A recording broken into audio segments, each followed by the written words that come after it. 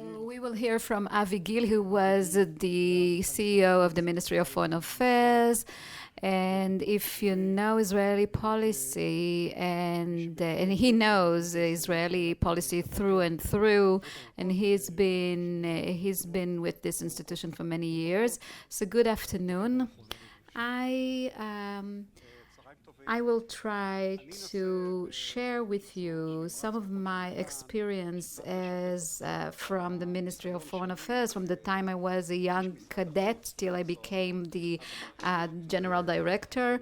And I've witnessed decision makers make decisions, leaders make decisions, and not necessarily only Israeli leaders, other leaders that thought about moral issues versus policy. And I want to share with you how things are actually happening in practice. So maybe we should start with something that I witnessed when I was a young cadet in the Ministry of Foreign Affairs. I joined the ministry after I served in Lebanon for a while during the first Lebanon war, where I witnessed different incidents that wouldn't that led to the fact that the IDF has never won or the award of being the most moralistic military force. So I went to the ministry and they told me, go and meet Anne-Marie Lambert. She's the head of a small unit, the Department for Human Rights. So I met her, and as a cadet, I've worked with her. So she sent me one day to the Ministry of Defense. I was a very young cadet, and I was supposed to represent the Ministry of Foreign Affairs when they discussed a very secret topic. So I went to the Ministry of Defense. There were very experienced representatives from different security organizations, and the dilemma was the following. There was a request coming from the government in Argentina, a government of tyrants. They were asking for the following. An organization, terror organization in Argentina, kidnapped an Argentinian officer. So they asked us, please release some Palestinian terrorists you keep in prison, and the PLO in return will ask for our officer to be released as well. What was our interest? Israel's interest to be part of this deal. So representatives from Argentina said the wife of the officer, captive officer, is a Jew. So we had some discussions in the room, and people, one after the other, actually said we should refuse. And then I was supposed to talk, to express my opinion, and I came after having experience with Latin America department in the Ministry of Foreign Affairs, and there actually heard about the horrible destiny of Jews who were imprisoned in Argentina. And then I said, listen, maybe it's possible to enlarge the pie or the cake, to add more assets to it.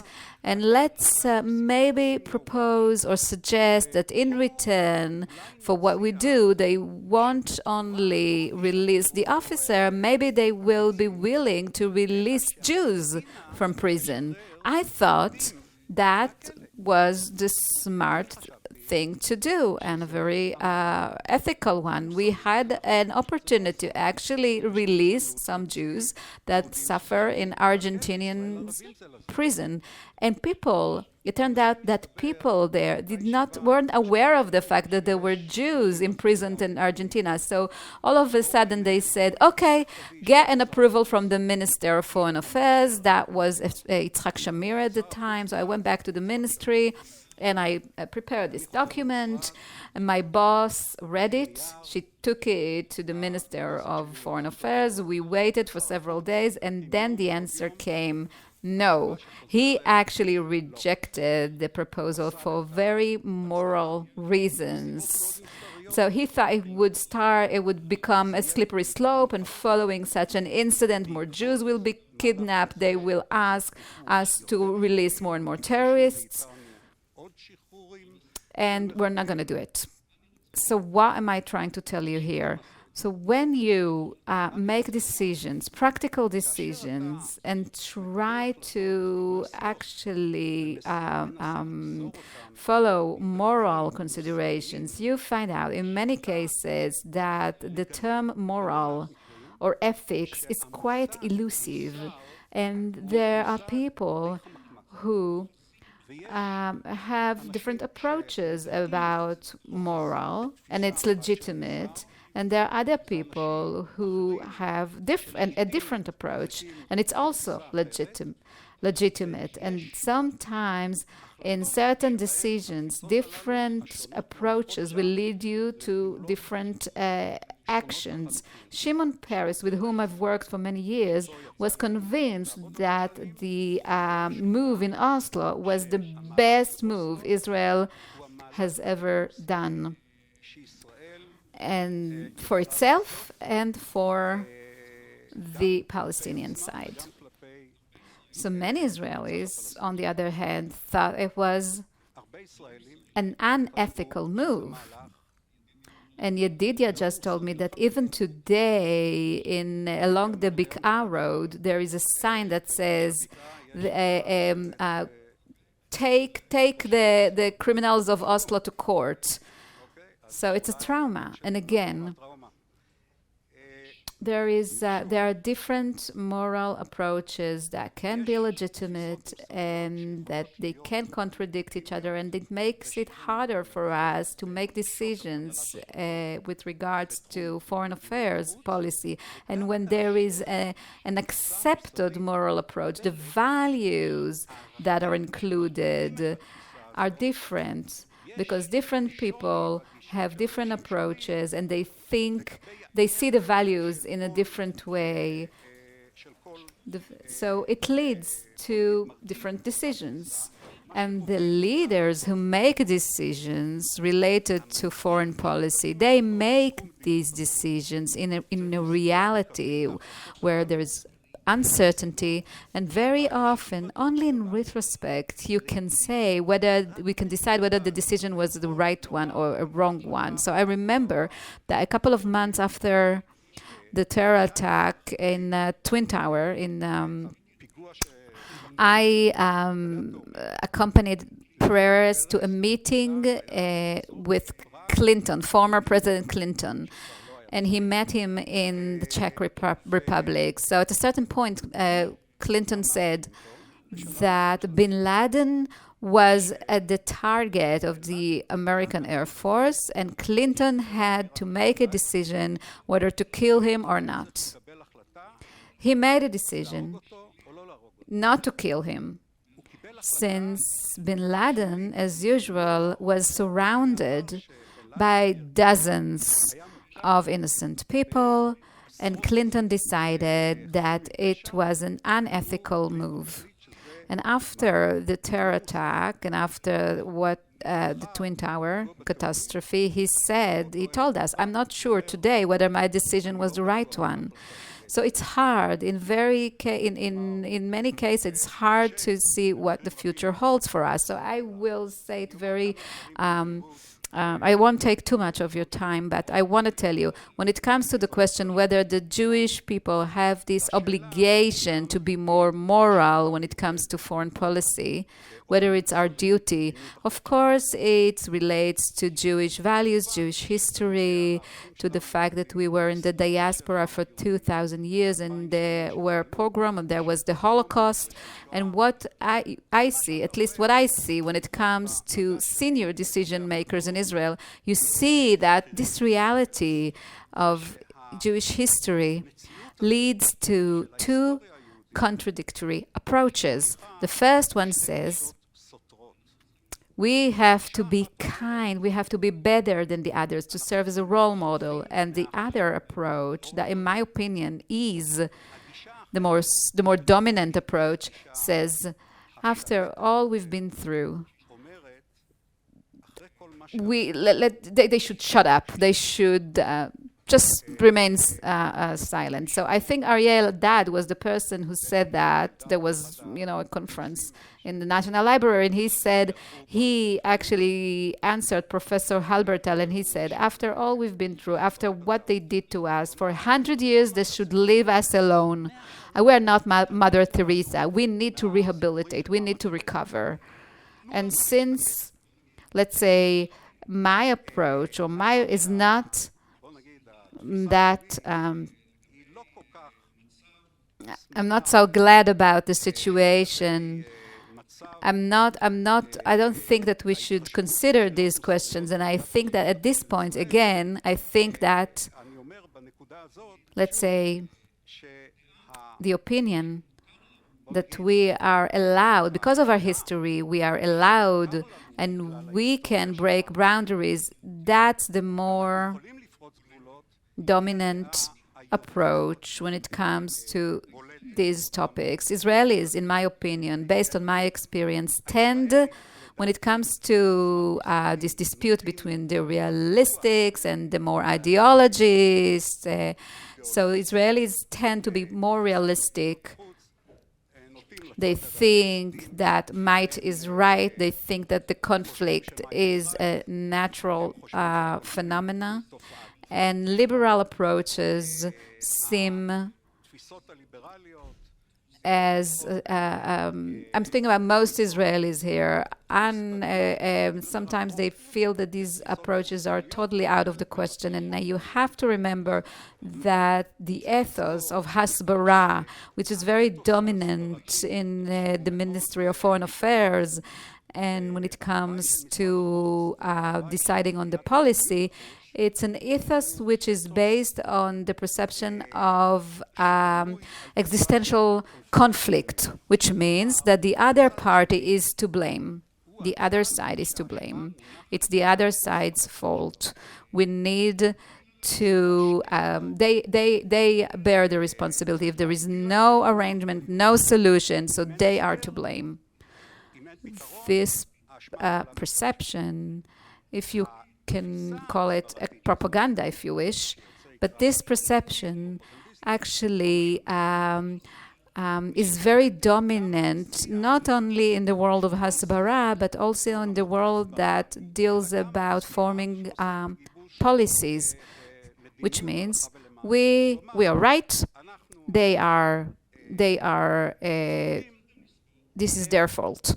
And you also need to remember the objective situation of Israel. We are located in a very tough neighborhood in terms of human rights. What do you expect Israel to cut all ties with Egypt because of Sisi's conduct? I personally remember talks with Peres and others. They talked with Dachlan, and the Israeli side praised Dachlan for Arafat for humiliating Hamas people. They shave their beards.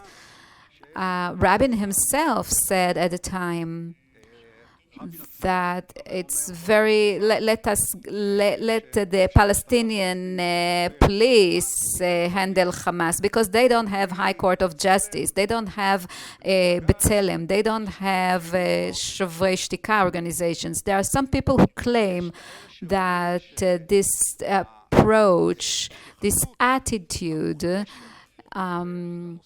is related to inherent weakness of the Ministry of Foreign Affairs. So, ladies and gentlemen, I want to tell you that the Ministry of Foreign Affairs is indeed weak, but if there is an ethical code to IDF and an ethical code to the Shabak, I'm not familiar with an ethical code of the Ministry of Foreign Affairs which tells us how to integrate moral considerations when we form our foreign affairs policy. And I'm not familiar. In the cadets course, they don't devote a lot of time to it, and they teach the cadets about different angles And I'll tell you the truth. This is my truth, of course. A state which for dozens of years was in a situation that is responsible for the fate of a different nation, they do not have the right to appoint the government, is a state which faces moral problem. What is occupation if not foreign affairs policy? I'm not speaking about who is right and who is wrong, who is entitled to this territory, but the state of Israel, let's say today, and even yesterday, does not present any plan to end this immoral situation, which affects